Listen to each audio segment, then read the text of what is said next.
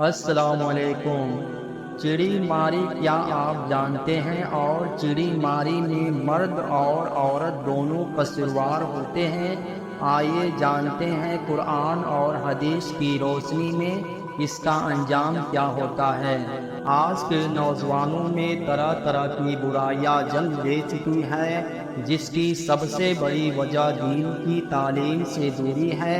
اس کے علاوہ فلمیں دیکھنے کا عام چلن، عورتوں اور کنواری لڑکیوں کا بے پردہ سج دھج کر سڑکوں پر کھلے عام گھومنا وغیرہ وغیرہ جیسی برائیاں ہے۔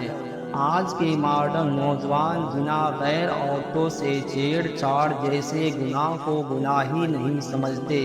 یہاں تک کہ کچھ نوجوان تو پیشاور عورتوں کے پاس جانے میں بھی کوئی شرم و جھجک تک محسوس نہیں کرتے، بلکہ اسے مردانگی کا ثبوت سمجھتے ہیں، اور جو شخص یہ سب نہیں کرتا وہ ان عیاشوں کی نظر میں بیوقوف، بزدل، نامرد سمجھا جاتا ہے۔ کس قدر جہالت ہے یہ! رب تعالیٰ ارشاد فرماتا ہے، اور مسلمان عورتوں کو حکم دو اپنی نگاہیں کچھ نیچی رکھیں اور پرچائی کی حفاظت کرے، اور اپنا بناؤ نہ دکھائے مگر جتنا خود ہی ظاہر ہے، اور دوپٹے اپنے گریبانوں پر ڈالے رہیں، اور اپنا شنگار ظاہر نہ کریں مگر اپنے شوہروں پر۔ ترجمہ کنز ایمان، پارہ 18، سورہ نور، آیت 31۔ اس آیت کریمہ میں اللہ رب العزت نے صاف صاف حکم دیا ہے کہ اپنی نگاہیں نیچی رکھیں، اپنا بناؤ شنگار اپنے شوہروں کے لیے ہی کریں، غیر مردوں کے لیے نہیں، اور اپنے سینے اور سر پر دوپٹے ڈالے رہیں۔ لیکن آج معاملہ الٹا ہی نظر آ رہا ہے۔ اکثر عورتیں گھر میں ہو تو گندی بیٹھی رہتی ہیں، لیکن جب باہر نکلنا ہوتا ہے تو خوب بن سنور کر نکلتی ہے، گویا گندگی ان کے اپنے شوہر کے لیے اور سنگار و صفائی غیر مردوں کے لیے۔ حدیث پاک میں سرکار صلی اللہ تعالیٰ علیہ وسلم نے عورتوں کو گھر میں صاف اور سج دھج کر رہنے کا حکم دیا، تاکہ شوہر اپنی بیوی کو ہی پسند کرے اور غیر عورتوں کی طرف نہ جائے۔ لیکن افسوس، آج معاملہ ہی الٹا ہو چکا ہے۔ رسول کریم صلی اللہ تعالیٰ علیہ وسلم نے ارشاد فرمایا، عورت عورت ہے، یعنی چھپانے کی چیز ہے، جب وہ نکلتی ہے تو اسے شیطان جھانک کر دیکھتا ہے، یعنی اسے دیکھنا شیطانی کام ہے۔ ترمذی شریف جلد 1، باب نمبر 796، حدیث نمبر 1173، صفحہ نمبر 600۔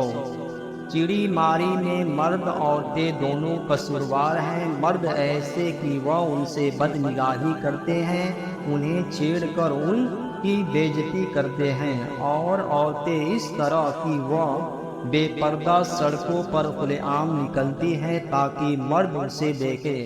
فرماتے ہیں آقا صلی اللہ تعالیٰ علیہ وسلم، جس غیر عورت کو جان بوجھ کر دیکھا جائے، اور جو عورت اپنے کو جان بوجھ کر غیر مردوں کو دکھلائے، اس مرد اور عورت پر اللہ کی لعنت۔ مشکوٰۃ شریف جلد 2، حدیث نمبر 2991، صفحہ نمبر 77۔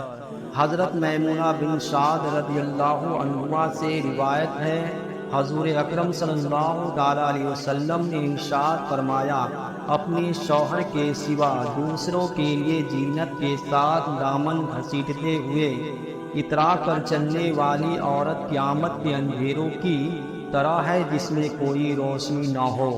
رسول اللہ صلی اللہ تعالیٰ علیہ وسلم نے ارشاد فرمایا، جب مرد غیر عورت کو دیکھتا ہے اور عورت غیر مرد کو دیکھتی ہے، دونوں کی آنکھیں زنا کرتی ہیں۔ کشف المحجوب، صفحہ نمبر 568۔ سرکار مدینہ صلی اللہ تعالیٰ علیہ وسلم نے ارشاد فرمایا، مرد کا غیر عورتوں کو اور عورت کا غیر مردوں کو دیکھنا آنکھوں کا زنا ہے، پیروں سے اس کی طرف چلنا پیروں کا زنا ہے، کانوں سے اس کی بات سننا کانوں کا زنا ہے، زبان سے اس کے ساتھ باتیں کرنا زبان کا زنا ہے، دل میں ناجائز ملاپ کی تمنا کرنا دل کا زنا ہے، ہاتھوں سے اسے چھونا ہاتھ کا زنا ہے۔ ابو داؤد شریف جلد 2 باب نمبر 121 حدیث نمبر 385 صفحہ نمبر 147۔ حضرت جریر بن عبداللہ کا بیان ہے، میں نے رسول اللہ صلی اللہ تعالیٰ علیہ وسلم سے اچانک نظر پڑ جانے کے متعلق پوچھا تو فرمایا کہ اپنی نظر پھیر لیا کرو۔ مشکوٰۃ شریف جلد 2 حدیث نمبر 2970 صفحہ نمبر 73۔ فرماتے ہیں ہمارے آقا صلی اللہ تعالیٰ علیہ وسلم جب غیر مرد اور غیر عورت تنہائی میں کسی جگہ ایک ساتھ ہوتے ہیں، ان میں تیسرا شیطان ہوتا ہے۔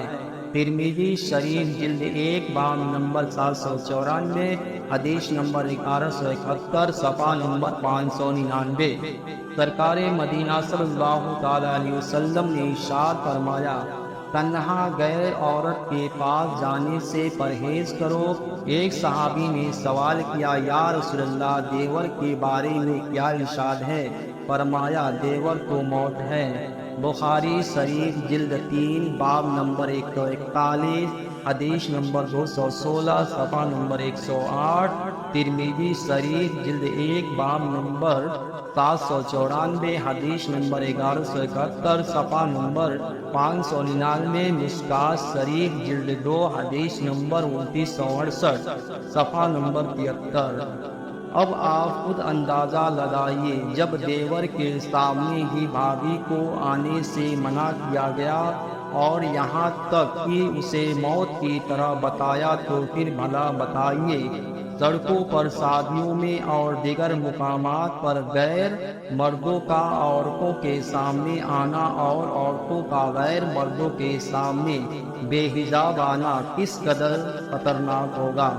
لہذا ماں باپ پر ذمہ داری ہے کہ وہ اپنی جوان کنواری لڑکیوں کو پردہ کروائے اور بے فضول بازاروں اور سڑکوں پر گھومنے سے روکے۔ اسی طرح شادی شدہ مردوں پر بھی ضروری ہے کہ وہ اپنی عورتوں کو پردہ کروائے۔ امام غزالی رضی اللہ تعالیٰ عنہ فرماتے ہیں، مرد اپنی عورت کو گھر کی چھت اور دروازے پر نہ جانے دے تاکہ وہ غیر مرد کو اور غیر مرد اس کو نہ دیکھ سکے، اور کھڑکی دروازوں سے مردوں کا تماشا دیکھنے کی اجازت نہ دے کہ تمام آفتیں آنکھ سے پیدا ہوتی ہے، گھر میں بیٹھے نہیں پیدا ہوتی، بلکہ کھڑکی روشن دان چھت دروازے سے پیدا ہوتی ہے۔ کیمیائے شہادت صفحہ نمبر 263۔ حضرت ام سلمہ رضی اللہ عنہا فرماتی ہیں، ایک دن ایک نبینا اندھے صحابہ سرکار صلی اللہ تعالیٰ علیہ وسلم سے ملنے آئے۔ میں اور سرکار کی دوسری بیویاں وہیں بیٹھی تھی۔ سرکار نے ارشاد فرمایا، پردہ کر لو۔ فرماتی ہیں، ہم نے عرض کیا، یا رسول اللہ، یا تو ہمیں دیکھ نہیں سکتے؟ فرمایا، تم تو اندھی نہیں ہو، تم تو دیکھ سکتی ہو۔ ابو داؤد جلد 3 باب نمبر 258 حدیث نمبر 711 صفحہ نمبر 246۔ ترمذی شریف جلد 2 صفحہ نمبر 279۔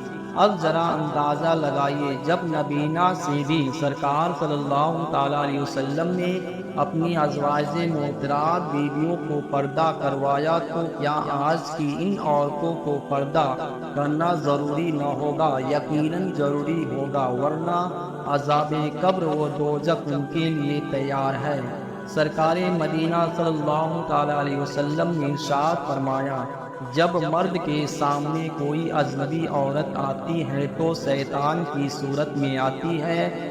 جب تم میں سے کوئی کسی اجنبی عورت کو دیکھیں اور وہ اسے اچھی معلوم ہو تو چاہیے کہ اپنی بیوی سے صحبت کر لیں تاکہ گناہ سے بچ جائیں۔